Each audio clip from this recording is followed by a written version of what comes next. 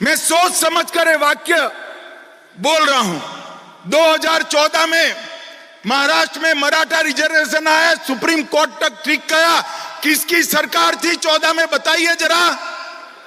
अरे जोर से बोलो, किसकी सरकार थी? भाजपा सरकार थी। देवेंद्र फडणवीस हमारे मुख्यमंत्री थे। हमने मराठा रिजर्वेशन देने का काम। 20 में शरद पवार की सरकार आई, मराठा रिजर्वेशन गायब हो गया। हम आए फिर से, हमने अभी भी मराठा रिजर्वेशन देने का काम किया है। शरद पवार की सरकार आएगी तो मराठा रिजर्वेशन फिर से गायब हो जाएगा। अब मुझे बताओ, मराठा रिजर्वेशन कंटिन्यू रखना है तो किसकी सरकार लानी चाहिए? अरे जोर से बोलो, किसकी लानी चाहिए? भाइयों बहनों, कंफ्यूजन में मत रहिए।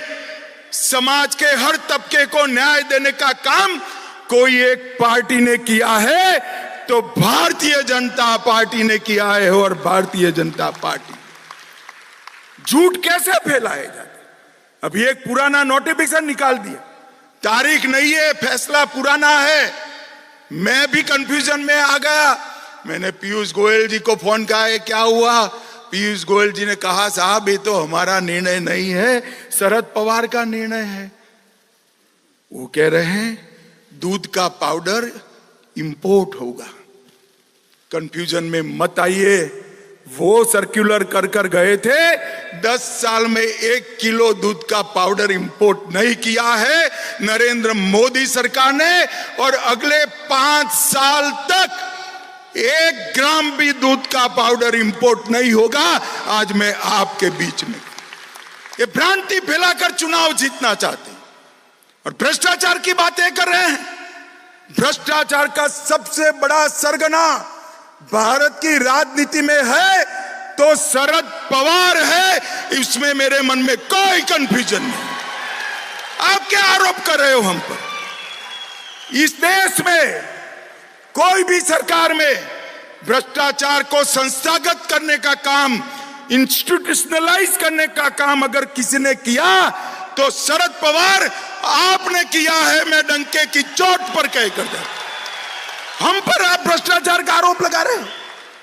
और इस बार शरद पवार जी, मेरा ये बापट सभागृह में बैठा हुआ कार्यकर्ता ढंग से जान गया है, आपके झूठ नहीं चलेंगे। मैं बता कर देता हूं, चलेंगे क्या?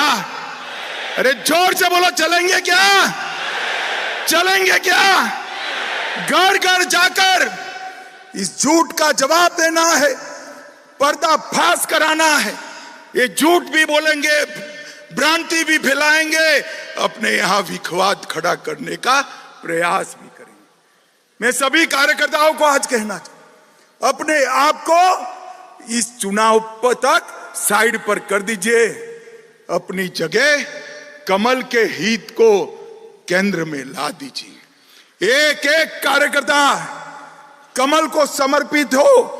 एक एक कार्यकर्ता कमल को जिताने के लिए परिश्रम की पराकाष्ठा करे और एक एक कार्यकर्ता अपने साथी को जिताने के लिए भाजपा से भी ज्यादा परिश्रम करे।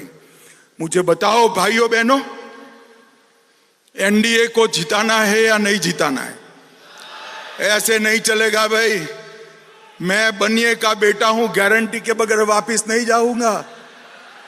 मुझे जरा जोर से बताइए, युति को जिताने के लिए जोर लगाएंगे?